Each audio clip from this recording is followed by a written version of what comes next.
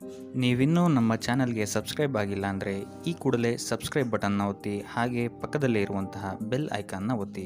ಇದರಿಂದಾಗಿ ನಮ್ಮ ಹೊಸ ವಿಡಿಯೋಗಳ ಅಪ್ಡೇಟ್ಸ್ ನಿಮಗೆ ಸಿಗುತ್ತೆ.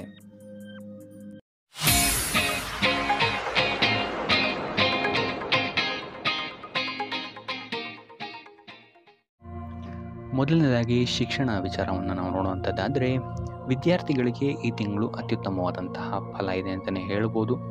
ನಿಮಗೆ ಈ ತಿಂಗಳು ಕಲಿಕೆಯಲ್ಲಿ ಆಸಕ್ತಿ ಹೆಚ್ಚಾಗುತ್ತೆ ಅಂತಲೇ ಹೇಳ್ಬೋದು.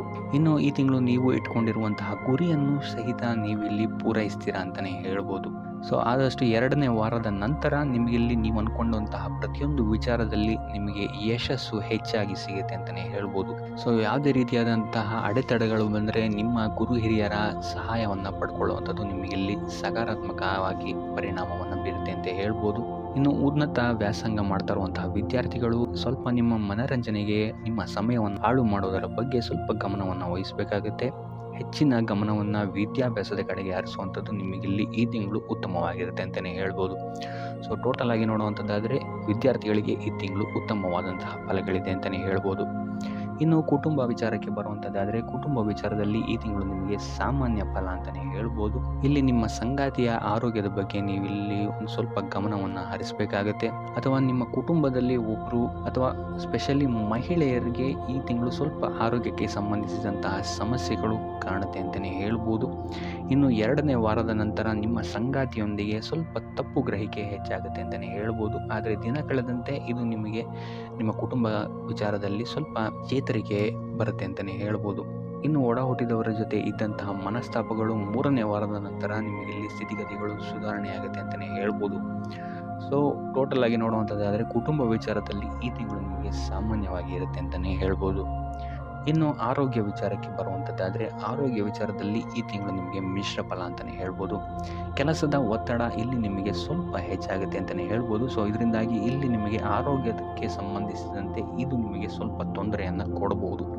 ಆದರೆ 2ನೇ ವಾರದ ನಂತರ ನಿಮಗಿಲ್ಲಿ ಸಮಸ್ಯೆಗಳು ಸ್ವಲ್ಪ ಹತೋಟಿಗೆ ಬರುತ್ತೆ ಅಂತಲೇ ಹೇಳ್ಬೋದು. ಸೊ ಆದಷ್ಟು ಈ ತಿಂಗಳು ನೀವು ರಕ್ತ, ಕಣ್ಣು, ಮೂತ್ರಪಿಂಡ, ಚರ್ಮ ಇದಕ್ಕೆ ಸಂಬಂಧಿಸಿದಂತಹ ಸಮಸ್ಯೆಗಳು ನಿಮಗಿಲ್ಲಿ ಸ್ವಲ್ಪ ಬಾಧಿಸ್ಬೋದು ಅಂತಲೇ ಹೇಳ್ಬೋದು. ಆದರೆ 3ನೇ ವಾರದ ನಂತರ ನಿಮಗಿಲ್ಲಿ ಸ್ಥಿತಿಗತಿಗಳು ಸಾಮಾನ್ಯ ಸ್ಥಿತಿಗೆ ಬರುತ್ತೆ ಅಂತಲೇ ಹೇಳ್ಬೋದು. ಆದರೆ ಪೋಷಕರ ಆರೋಗ್ಯದ ಬಗ್ಗೆ ಸ್ವಲ್ಪ ಗಮನವನ್ನು ಹರಿಸುವಂಥದ್ದು ನೀವು ಈ ತಿಂಗಳು ಉತ್ತಮವಾಗಿರುತ್ತೆ. ಟೋಟಲ್ ಆಗಿ ನೋಡುವಂಥದ್ದಾದರೆ ಆರೋಗ್ಯ ವಿಚಾರದಲ್ಲಿ ಈ ತಿಂಗಳು ನಿಮಗೆ ಮಿಶ್ರ ಫಲ ಅಂತಲೇ ಹೇಳ್ಬೋದು. ಇನ್ನು ವೃತ್ತಿ ಜೀವನವನ್ನು ನಾವು ನೋಡುವಂಥದ್ದಾದರೆ, ವೃತ್ತಿ ಜೀವನದಲ್ಲಿ ಈ ತಿಂಗಳು ನಿಮಗೆ ಸಾಮಾನ್ಯ ಫಲ ಅಂತಲೇ ಹೇಳ್ಬೋದು.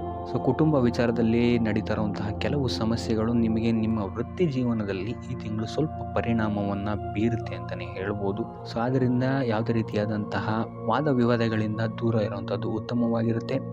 ಮೇಲಾಧಿಕಾರಿಗಳ ಸಹಕಾರವೂ ಸಹಿತ ನಿಮಗೆ ಈ ತಿಂಗಳು ಅಷ್ಟಾಗಿ ಸಿಗಲ್ಲ ಅಂತಲೇ ಹೇಳ್ಬೋದು. ಆದರೆ ಸಹೋದ್ಯೋಗಿಗಳು ನಿಮಗಿಲ್ಲಿ ಉತ್ತಮ ಬೆಂಬಲವನ್ನು ನೀಡ್ತಾರೆ ಅಂತಲೇ ಹೇಳ್ಬೋದು. ಸೊ ಅದರಿಂದಾಗಿ ಇಲ್ಲಿ ನಿಮಗೆ ಕಾರ್ಯಕ್ಷೇತ್ರದಲ್ಲಿ ಮಿಶ್ರ ಫಲ ಅಂತಲೇ ಹೇಳ್ಬೋದು. ಇನ್ನು ನೀವು ಮಾಡುವಂತಹ ಪ್ರತಿಯೊಂದು ಕೆಲಸದಲ್ಲೂ ನೀವಿಲ್ಲಿ ಸ್ವಲ್ಪ ಕಠಿಣ ಪರಿಶ್ರಮವನ್ನು ಹಾಕಿದ್ರೆ ಮಾತ್ರ ನಿಮಗಿಲ್ಲಿ ಯಶಸ್ಸು ಸಿಗುತ್ತೆ ಅಂತ ಹೇಳ್ಬೋದು ಈ ತಿಂಗಳು. ಸೊ ಈ ತಿಂಗಳು ನೀವು ಆದಷ್ಟು ನಿಮ್ಮ ಕೋಪ ಮತ್ತು ಅಸಹನೆಯಿಂದ ದೂರ ಇರುವಂಥದ್ದು ಉತ್ತಮವಾಗಿರುತ್ತೆ. ಯಾವುದೇ ರೀತಿಯಾದಂತಹ ಆತುರದ ನಿರ್ಧಾರಗಳಿಂದ ದೂರ ಇರಿ. ಇನ್ನು ಉದ್ಯೋಗ ನಿರೀಕ್ಷೆಯಲ್ಲಿರುವಂತಹ ವ್ಯಕ್ತಿಗಳಿಗೆ ಈ ತಿಂಗಳು ಸ್ವಲ್ಪ ಅಡೆತಡೆಗಳ ನಂತರ ನೀವು ಅಂದ್ಕೊಂಡಂತಹ ಕೆಲಸಗಳು ಸಿಗುವಂತಹ ಸಾಧ್ಯತೆಗಳಿದೆ ಅಂತಲೇ ಹೇಳ್ಬೋದು. ಸೊ ಅದರಿಂದ ಸತತ ಪ್ರಯತ್ನವನ್ನು ಮಾಡುವಂಥದ್ದು ನೀವಿಲ್ಲಿ ಉತ್ತಮವಾಗಿರುತ್ತೆ. ಎಷ್ಟು ಎಫರ್ಟ್ ಹಾಕ್ತೀರಾ ಅಷ್ಟು ನಿಮಗಿಲ್ಲಿ ಸಪೋರ್ಟಿಂಗ್ ಆಗಿರುತ್ತೆ ಈ ತಿಂಗಳು ಅಂತಲೇ ಹೇಳ್ಬೋದು. ಇನ್ನು ಆರ್ಥಿಕ ಸ್ಥಿತಿಯನ್ನು ನಾವು ನೋಡುವಂಥದ್ದಾದರೆ, ಆರ್ಥಿಕ ದೃಷ್ಟಿಕೋನದಿಂದ ಈ ತಿಂಗಳು ಉತ್ತಮವಾಗಿರುತ್ತೆ ಅಂತಲೇ ಹೇಳ್ಬೋದು. ಸಮಯೋಚಿತ ಹೂಡಿಕೆಗಳಿಂದ ಈ ತಿಂಗಳು ನೀವು ಉತ್ತಮವಾದಂತಹ ಫಲಿತಾಂಶವನ್ನು ಪಡಿತೀರಾ ಅಂತಲೇ ಹೇಳ್ಬೋದು. ಇನ್ನು ಇದಲ್ಲದೆ ನಿಮ್ಮ ಸಂಬಂಧಿಕರಿಂದ ಅಥವಾ ಕುಟುಂಬಸ್ಥರಿಂದ ಇಲ್ಲಿ ನಿಮಗೆ ಲಾಭವೂ ಸಹಿತ ಆಗುವಂತಹ ಸಾಧ್ಯತೆ ಹೆಚ್ಚಾಗಿದೆ ಅಂತಲೇ ಹೇಳ್ಬೋದು. ಇನ್ನು ನೀವು ಈ ತಿಂಗಳು ಹೊಸ ಬಟ್ಟೆ, ಆಭರಣಗಳನ್ನು ಖರೀದಿಸಬಹುದು ಅಥವಾ ಐಷಾರಾಮಿ ವಸ್ತುಗಳಿಗೆ ಹೆಚ್ಚು ಖರ್ಚನ್ನು ಮಾಡ್ತೀರಾ ಅಂತಲೇ ಹೇಳ್ಬೋದು. ಇನ್ನು ಇದಲ್ಲದೆ ನೀವೇನಾದರೂ ಈ ತಿಂಗಳು ಸಾಲ ತಗೊಳ್ಳೋಕೆ ಏನಾದರೂ ಅಪ್ಲಿಕೇಶನ್ ಹಾಕ್ತೀರಾ ಅಂತ ಹೇಳಿದ್ರು ಸಹಿತ ನಿಮಗಿಲ್ಲಿ ಪಾಸಿಟಿವ್ ರಿಸಲ್ಟ್ ಸಿಗುವಂತಹ ಸಾಧ್ಯತೆ ಹೆಚ್ಚಾಗಿದೆ ಅಂತಲೇ ಹೇಳ್ಬೋದು. ಇನ್ನು ಸ್ವಂತ ವ್ಯಾಪಾರ ಉದ್ಯೋಗದಲ್ಲಿರುವಂಥವರಿಗೆ ಈ ತಿಂಗಳು ಲಾಭದಾಯಕರವಾಗಿದೆ ಅಂತಲೇ ಹೇಳ್ಬೋದು. ಆದರೆ ಪಾಲುದಾರಿಕೆ ವಿಷಯದಲ್ಲಿ ಹೆಚ್ಚಿನ ಜಾಗ್ರತೆ ವಹಿಸುವಂಥದ್ದು ಉತ್ತಮವಾಗಿರುತ್ತೆ.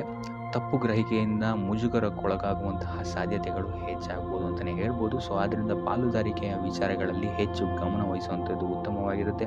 ಇನ್ನು ಇದಲ್ಲದೆ ಹೊಸ ಹೂಡಿಕೆಗಳಲ್ಲೂ ಅಷ್ಟೇ ನೀವು ಸ್ವಲ್ಪ ಎಚ್ಚರಿಕೆ ವಹಿಸುವಂಥದ್ದು ಉತ್ತಮವಾಗಿರುತ್ತೆ.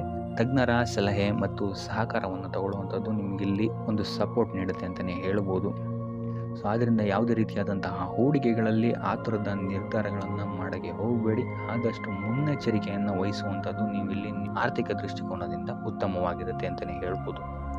ಇನ್ನು ಉಪಾಯ ವಿಚಾರಕ್ಕೆ ಬರುವಂಥದ್ದಾದರೆ ಶಿವನನ್ನು ಪೂಜಿಸುವಂಥದ್ದು ಅಥವಾ 108 ಬಾರಿ ಶಿವನ ಮಂತ್ರವನ್ನು ಪಠಿಸುವಂಥದ್ದು ಅಥವಾ ಬಿಲ್ವಾರ್ಚನೆ ಮಾಡಿಸುವಂಥದ್ದು ಸೋಮವಾರಗಳಂದು ಇಲ್ಲಿ ನಿಮಗೆ ಇರುವಂತಹ ಸಮಸ್ಯೆಗಳಿಂದ ವೃತ್ತಿರಂಗದಲ್ಲಾಗಿರ್ಬೋದು ಅಥವಾ ಆರ್ಥಿಕ ಸ್ಥಿತಿಯಲ್ಲಾಗಿರ್ಬೋದು ಅಥವಾ ಶಿಕ್ಷಣ ಕ್ಷೇತ್ರದಲ್ಲಾಗಿರ್ಬೋದು ಸ್ವಲ್ಪ ರಿಲೀಫನ್ನು ನಿಮಗಿಲ್ಲಿ ನೀಡುತ್ತೆ ಅಂತಲೇ ಹೇಳ್ಬೋದು.